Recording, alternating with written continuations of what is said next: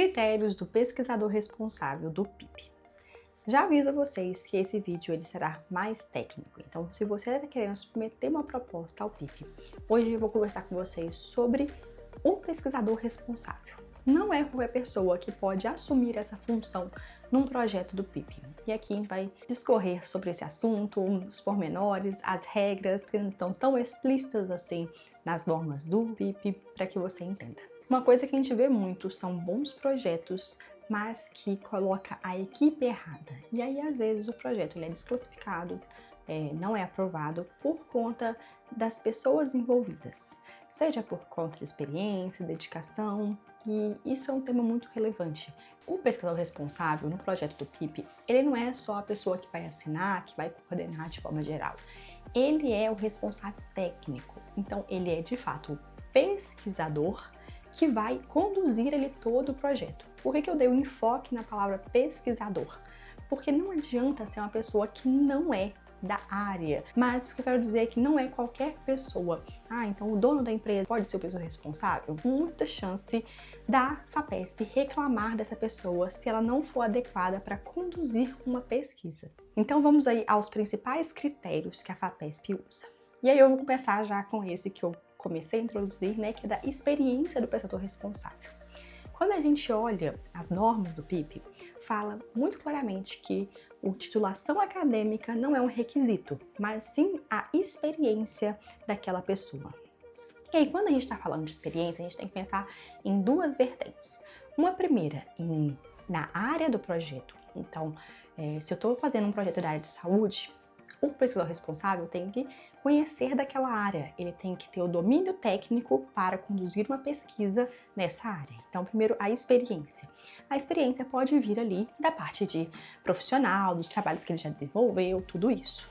Mas a gente não pode só olhar para isso, porque senão pode ser que o projeto receba críticas nesse ponto do pesquisador, porque ele também tem que saber conduzir uma pesquisa.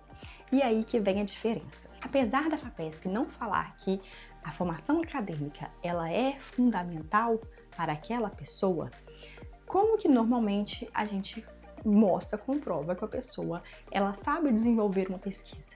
A forma mais fácil, normalmente, é se a pessoa fez um mestrado, um doutorado. Ela teve que conduzir uma pesquisa. Então, eu tenho que ter o título de mestre doutor? Não. Mas é importante comprovar, mostrar no currículo, no texto, que aquela pessoa sabe conduzir uma pesquisa. Muitas das vezes coloca lá o currículo da pessoa sem o detalhamento. Trabalhei 10 anos na empresa tal. Pronto, fechou. Com isso, com essa informação só, não tem como comprovar que a pessoa sabe conduzir uma pesquisa. Então, por que eu estou frisando nesse ponto? Porque é um ponto relevante. Essa pesquisador responsável, ele tem que ter essa experiência no desenvolvimento. A forma mais fácil, titulação acadêmica, mas não é essencial. Pode ser através de uma empresa, desenvolver esse produto, uma patente, isso também ajuda. Então, mostrar essa experiência do pesquisador responsável, eu diria que é o primeiro ponto. Um segundo ponto, dedicação ao projeto. O pesquisador responsável, como ele é a pessoa responsável por conduzir, a FAPESP exige no mínimo 24 horas de dedicação semanais. E aqui eu vou abrir um parêntese, que a FAPESP considera uma carga horária de 40 horas o máximo que a pessoa pode trabalhar numa semana. Então, eu tenho esse outro trabalho aqui que me demanda 20 horas semanais. E aí eu quero ser pesquisador responsável, mas também vai me demandar pelo menos 24. Incompatível, pelo que a FAPESP coloca ali como regra, porque ela considera que toda a somatória de todos os trabalhos que você tem que dar ali no máximo 40. Um outro ponto, quando a gente fala de pesquisador responsável, é que em alguns casos a empresa pode pedir uma bolsa para esse pesquisador. E aí, nesses casos, o tempo de dedicação tem que ser total, full time. Então, 40 horas dedicadas ao projeto, o que significa não ter outras atividades em paralelo, porque a FAPESP considera 40 horas a carga horária máxima em uma semana. O próximo critério que a gente vai conversar é o vínculo com a empresa. O pesquisador responsável, ele tem que ter um vínculo formal com a empresa já no momento da submissão. Então, a gente envia esse comprovante para a FAPESP no momento da submissão. O que é esse vínculo formal? Pode ser de sociedade, então um dos sócios da empresa é o pesquisador responsável. Pode ser um contrato de trabalho, então ele aqui é um funcionário CLT da nossa empresa, ou um funcionário PJ aqui da nossa empresa. Então tem que ter esse vínculo ali com a empresa no momento de submissão. Existe um caso que já aconteceu, e aí é muito legal, às vezes, você enviar essa dúvida para a FAPESP, se esse for o seu caso específico, para que você se resguarde. Então, o que eu tô querendo dizer? Eu tenho uma pessoa que, se o projeto for aprovado, ela vai ter um vínculo formal com a empresa. Eu posso fazer um contrato ali futuro garantindo esse vínculo? Em alguns casos, a FAPESP já aceitou, mas só que isso não está explícito na norma. Então, é legal você enviar uma dúvida antes para você ter certeza se isso vai ser aceito. Porque caso depois venha a ser questionado, você consegue mostrar que você já tinha feito aquela análise, enfim, entender aquela análise, porque são aqueles pontos que não estão totalmente explícitos ali na norma. Mas é muito importante que esse pesquisador tenha um vínculo formal com a empresa. Por quê? Só para deixar claro para esse ponto também. A pesquisa, tudo que você é solicitado à FAPESP é no nome desse pesquisador responsável, mas ele é para a empresa que está pedindo. Então, o PIP é um programa para empresas. Se o pesquisador responsável não tem um vínculo com a empresa, como é que depois fica a questão de propriedade intelectual, o que foi desenvolvido no projeto? Ele pertence ao pesquisador ou à empresa? E o ideal é que o que tem que ser pertencer à empresa. Por isso é importante esse vínculo ali dessa pessoa, do pesquisador responsável, com a empresa. Um outro ponto é residir em São Paulo. Então, para o PIP, todas as pessoas, tudo ali é um fomento para o estado de São Paulo. Então, essa pessoa ela tem que residir em São Paulo durante todo o período da pesquisa. E comprovado de forma através de comprovante de residência, que vai ser enviado no momento da submissão.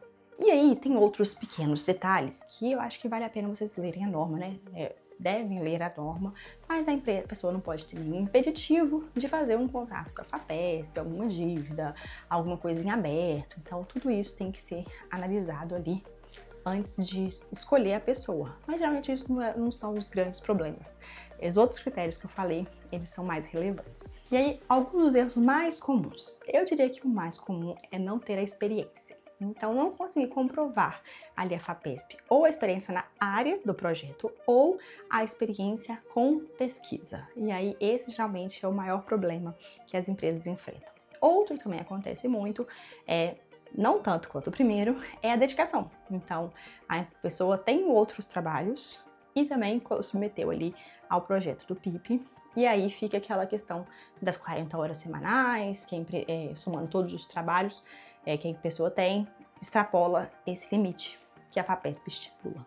Se você tem interesse em submeter um projeto ao PIP e quer uma ajuda, porque realmente o PIP ele é um programa muito interessante, antigo, que já funciona há muito tempo, mas com muitos pormenores, com muitas regrinhas, que às vezes tem uma norma principal e tem outra norma que regula uma coisa, e você quer ajuda em todo esse processo para escrever a melhor proposta possível, entender se é para você ou não, saiba que você pode contar com a PIN, que nós vamos estar aqui para te ajudar em todo esse processo, desde o início da estruturação do projeto, ver se é habilitado ou não, até a escrita e submissão do projeto. Se você tem interesse, eu vou deixar aqui embaixo todos os nossos contatos para que você possa nos chamar. Se vocês gostaram desse tipo de vídeo, querem que eu faça mais vídeos assim, destrinchando, né, um ponto de algum edital, deixem aqui também nos comentários que a gente vai tentar responder todos. Muito obrigada e até a próxima!